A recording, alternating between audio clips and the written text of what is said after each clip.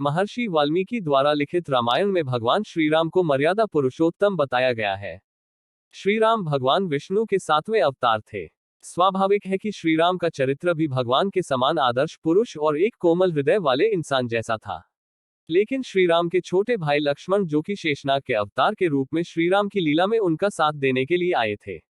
लक्ष्मण जी अपने भाई राम की तरह विनम्र न होकर थोड़े उग्र स्वभाव तथा सतर्क विचार वाले इंसान के रूप में थे।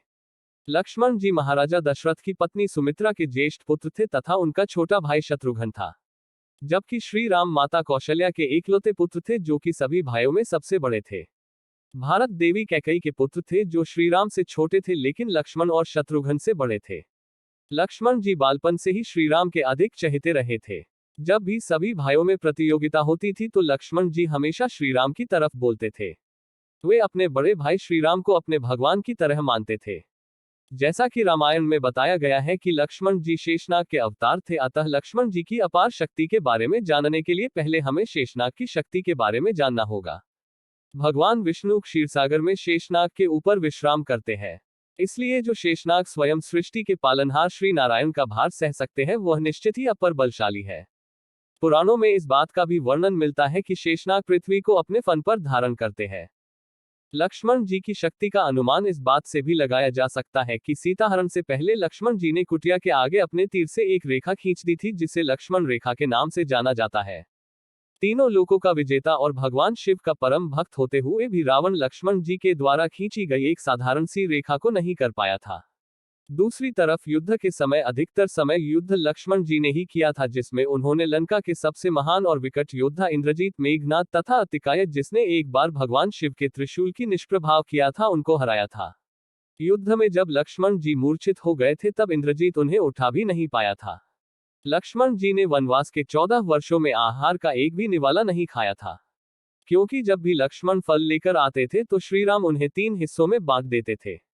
लेकिन लक्ष्मण जी अपने हिस्से के फलों को खाने के बजाय सुरक्षित रख लेते थे। उन्हें लगता था कि श्रीराम ने उन्हें फल खाने के लिए कभी आज्ञा ही नहीं दी, इसलिए उन्होंने 14 वर्ष तक कुछ भी नहीं खाया था। जिस टोकरी में लक्ष्मण जी अपने हिस्से के फलों को रखते थे, उस टोकरी को महावीर हनुमान जी भी नहीं उठा पाए थे। वनवास में श्रीराम के साथ जाते हुए लक्ष्मण जी की माता सुमित्रा ने उन्हें यह आज्ञा दी थी कि अपने भाई और भाभी की सेवा करना। जब वे सो जाए तो पहरा देना और जगे हो तो उनकी सेवा करना। अपनी माता की इस आज्ञा को मानते हुए लक्ष्मण जी वनवास के 14 वर्षों तक नहीं सोए थे। जब श्रीराम और माता सीता कुटिया में होते तो वे पहरा देते और जब वे बाहर आ जाते तो उनकी सेवा में लग जाते।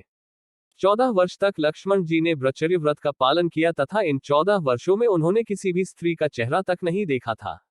वह जब भी माता सीता से बात करते थे तो उनकी नजर उनके चरणों पर रहती थी। कई वर्षों तक बिना खाए, बिना सोए तथा ब्रह्मचारी रहने के इस त्याग के कारण ही लक्ष्मण जी मेघनाद, इंद्रजीत का वध कर पाए थे। अन्यथा कोई भी इंद्रजीत को पराजित नहीं कर सकता था। इन सभी बातों की पुष्टि महर्षि तब हुई जब महर्षि अगस्त्य श्रीराम की सभा में आए।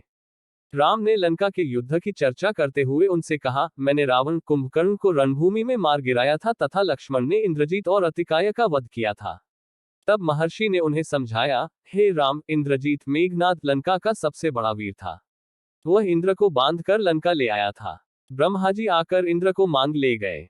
इंद्रजीत बादलों की ओट में रहकर युद्ध करता था। लक्ष्मण ने उसका वध किया तो लक्ष्मण जी के समान त्रिभुवन में कोई वीर नहीं है।